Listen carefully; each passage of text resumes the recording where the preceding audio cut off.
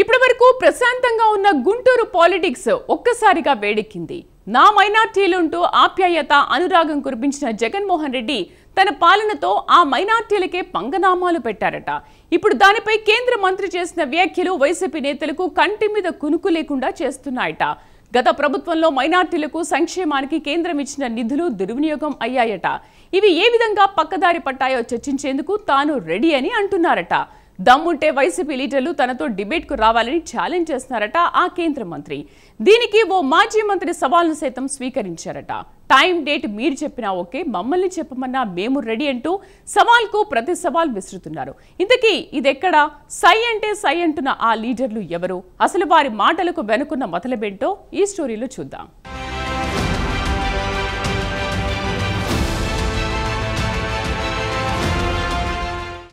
ఎవరు అవునన్నా కాదన్నా మైనార్టీలు 2019లో వైసీపీ వైపే అధికంగా టర్న్ అయ్యారు. తమకు అధిక ప్రాధాన్యత ఇస్తారన్న ఆశ కావచ్చు, వైఎస్ఆర్ రిజర్వేషన్ కల్పించారన్న కృతజ్ఞతతో కానీ ఫ్యాన్ పార్టీతో ట్రావెల్ అయ్యారు. అలా ఫీల్ ఉన్న సందర్భంలో గత వైసీపీ ప్రభుత్వంలో మైనార్టీల సంక్షేమం కోసం కేంద్రం ఇచ్చిన నిధులను సహితం వారికి అందించలేదని బాంబు పేల్చారు కేంద్ర మంత్రి పెమ్మసాని. ఈ వ్యాఖ్యలు రాష్ట్రంలో తీవ్ర దుమారాన్ని రేపాయి. వైసీపీ నాయకులైతే ఆగ్రహాన్ని వ్యక్తం చేస్తున్నారు. కేంద్ర మంత్రి పెమ్మసాని గుంటూరులో ఓ మైనార్టీల కార్యక్రమానికి హాజరయ్యారు. ఈ సందర్భంగా ఆయన మాట్లాడారు. వైసీపీ పాలన 5 ఏళ్లలో కేంద్రం నుంచి మైనార్టీల సంక్షేమం కోసం కాకుండా ఇతర కార్యక్రమాలకు దారి మళ్లించారన్న విషయాన్ని వెల్లడించారు. దీంతో ఆయా సంక్షేమ కార్యక్రమాల కోసం కేంద్రాన్ని నిధులు అడిగితే గత ప్రభుత్వంలో దారి మళ్లించిన నిధులను జమ చేస్తేనే నిధులు ఇస్తామని కేంద్రం స్పష్టం చేసిన విషయాన్ని వివరించారట.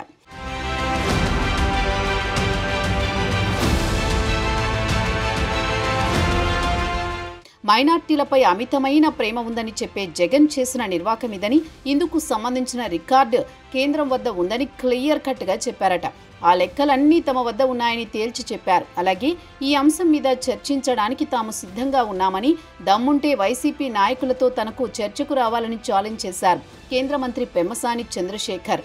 మైనార్టీ నిధుల దుర్వినియోగానికి సంబంధించిన అన్ని ఆధారాలు తమ దగ్గర ఉన్నాయని, వచ్చేవారు విత్ ఎవిడెన్స్తో రావాలని కూడా సూచించారు.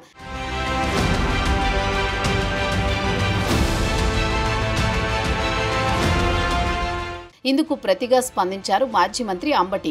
చర్చకు తాను సిద్ధంగా ఉన్నానని, ప్లేస్ ఎవరు ఫిక్స్ చేసినా ఓకే అన్నారు. అలా అంటూనే తనదైన సరళలో పెమ్మసానిపై వ్యంగ్యాస్త్రాలు సంధించారు. తాను పెమ్మసాని అంత ధనవంతుణ్ణి కాదని, ఆయనతో పోలిస్తే ఆ మాదిరి తెలివితేటలు కూడా తన వద్ద లేవని, కొద్దిగా తెలివి పెమ్మసాని ఇస్తే తాను చర్చకు వస్తానని చురుకలంటించారు అంబటి రాంబాబు. తానేదో మంత్రిగా మేధావిగా చర్చల్లో పాల్గొనడం లేదని, కేవలం జగన్ అభిమానిగానే తాను చర్చలకు సిద్ధమని అన్నారు. దీంతో నేనేమన్నా తక్కువనా అంటూ వెంటనే స్పందించారు పెమ్మసాని. తాను సంపాదించిన ప్రతి రూపాయి తన తెలివితేటలతోనే ఆర్జించానని క్లారిటీ ఇచ్చారు.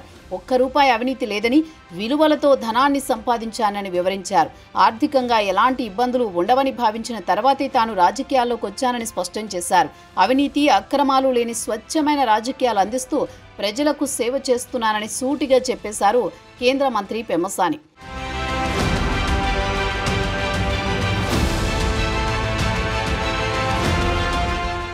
మొత్తానికైతే గుంటూరు జిల్లాలో పెమ్మసాని వ్యాఖ్యలు ప్రకంపనలు సృష్టిస్తున్నాయి.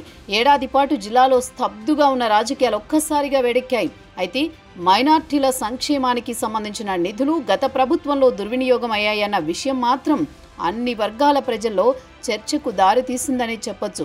కేంద్రం మైనార్టీల కోసం రాష్ట్ర ప్రభుత్వానికి ఇచ్చిన నిధులు ఎలా పక్కదారి పట్టాయి, ఇతర పనులకు వైసీపీ ప్రభుత్వం వాడేసిందా అన్న విషయం మాత్రం మైనార్టీలను బలంగా తాకిందని పొలిటికల్ సర్కిల్స్లో చర్చించుకుంటున్నారు. ఇక నాయకులు ఛాలెంజ్లకే పరిమితమవుతారా లేక చర్చల్లో పాల్గొంటారో చూడాలి మరి.